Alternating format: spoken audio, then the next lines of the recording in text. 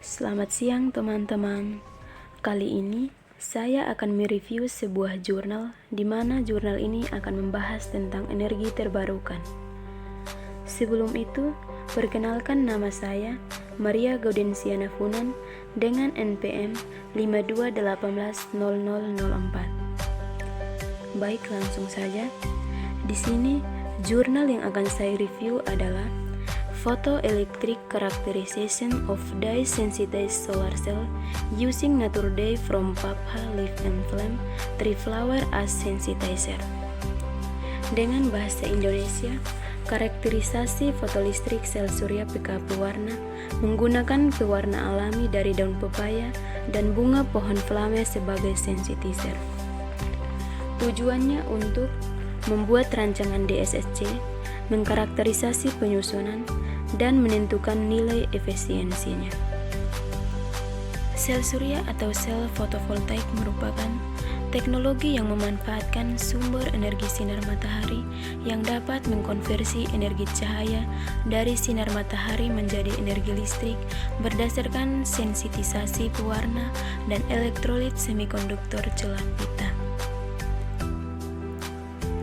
Penggunaan pewarna alami dari sel surya merupakan pengembangan untuk teknologi karena ramah lingkungan, tidak beracun dan mudah didapatkan.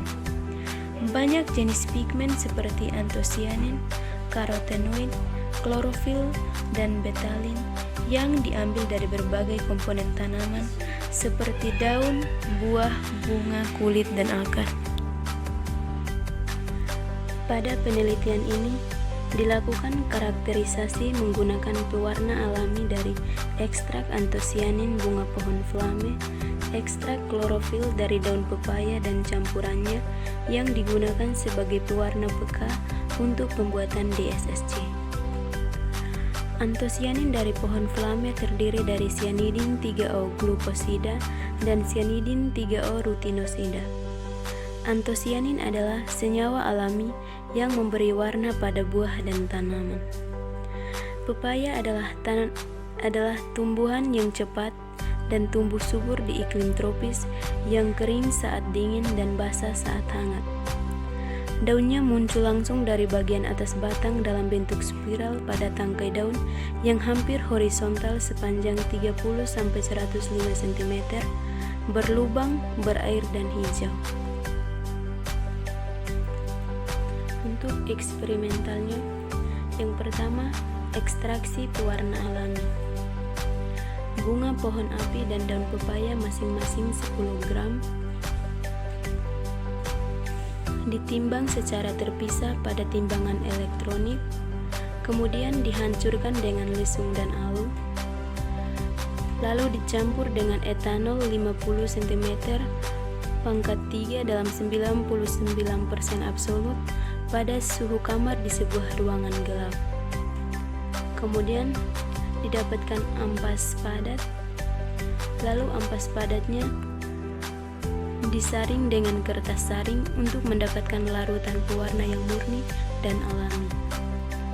Kemudian menghasilkan ekstrak, yang ekstraknya dicampur dengan perbandingan volume 1:1 untuk dijadikan campuran pewarna alami. Yang kedua, persiapan DSSC. Film titanium dioksida dibuat dengan mencampurkan 0,2 gram bubuk titanium dioksida komersial, 0,4 cm pangkat 3 asam nitrat dalam 0,1 molar, 0,08 gram polietilen glikol, dan 1 tetes triton surfaktan nanoionik. Kemudian dicampur dengan menggunakan penanganan ultrasonik selama 1 jam dan pasta yang dihasilkan disebarkan di atas pelat kaca konduktif yang memiliki 15 omega per cm pangkat 2. Lalu menghasilkan partikel nano titanium dioksida yang memiliki ukuran partikel rata-rata 20 nanometer.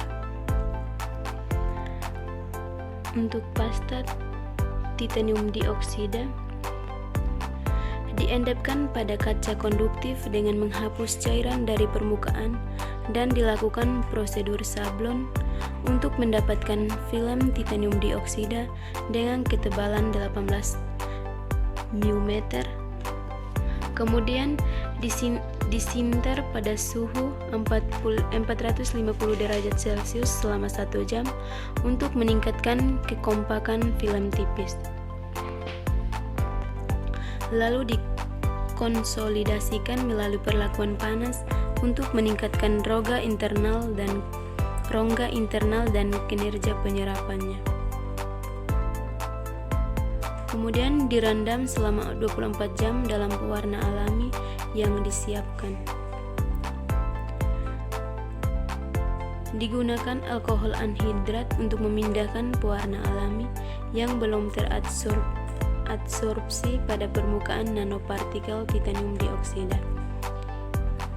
Kemudian dilakukan pengujian. Selanjutnya, karakterisasi tegangan arus. Dalam uji kinerja DSSC yang disiapkan, cahaya xenon 150 watt dipilih untuk mensimulasikan sinar matahari dan menganalisis kurva 1-4 yang digunakan untuk mengukur efisiensi konversi fotolistrik dari DSSC yang disiapkan.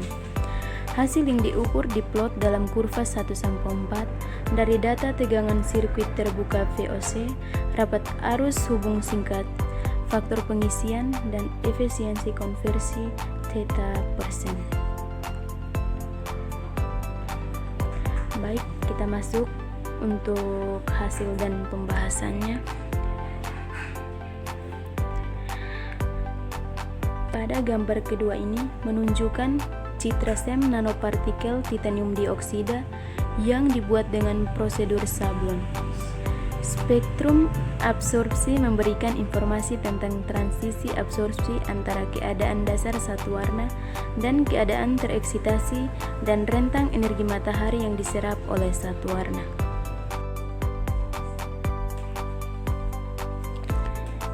Baik, untuk gambar 3 menunjukkan spektrum serapan satu warna N719 dan bunga pohon flame.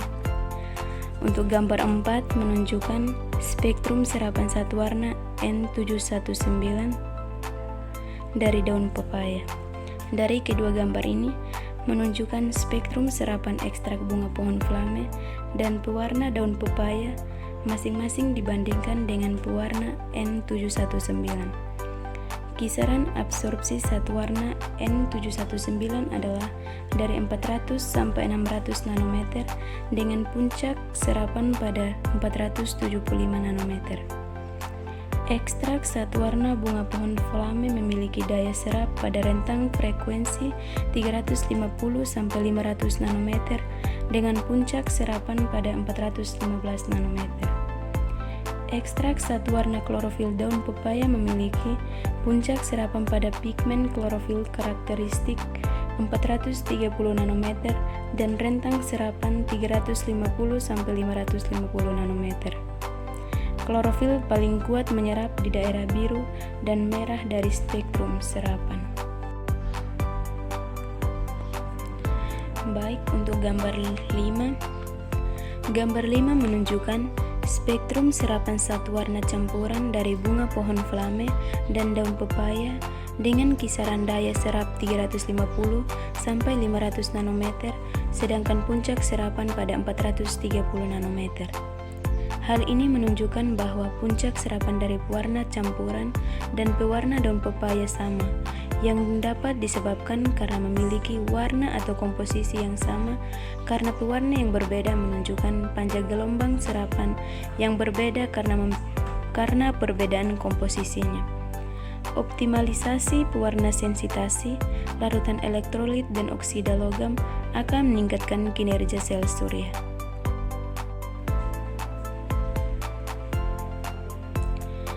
Baik, untuk gambar 6.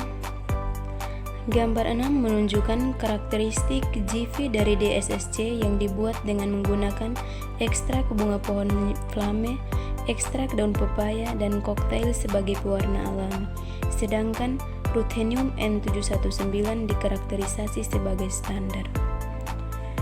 Untuk tabel 1, menunjukkan data yang diperoleh dari pengukuran efisiensi konversi fotoelektrik dari DSSC. Efisiensi konversi DSSC yang dibuat dari pewarna ekstrak bunga pohon flame adalah 0,20% dengan tegangan hubung terbuka 0,503934 volt, rapat arus hubung singkat 0,668 mA per cm pangkat 2, dan faktor pengisian 0,588. Baik, yang berikut kesimpulan. Dapat disimpulkan bahwa sel surya PKP warna yang dibuat dari ekstrak antosianin bunga pohon flame, ekstrak klorofil daun pepaya, dan campuran kedua ekstrak ini menghasilkan efisiensi konversi fotolistrik dengan ekstrak bunga pohon flame dan ekstrak daun pepaya sebagai pewarna alami, keduanya mencapai 0,20%, sedangkan efisiensi konversi solar cell PK1 warna dari campuran dapat mencapai 0,27%. Pewarna campuran memiliki efisiensi konversi yang lebih tinggi daripada pewarna yang dibuat dengan ekstrak bunga pohon flame dan daun pepaya. Oleh karena itu, pewarna campuran dalam penelitian ini memberikan konversi foton ke elektron yang lebih efisien. Sekian dan terima kasih.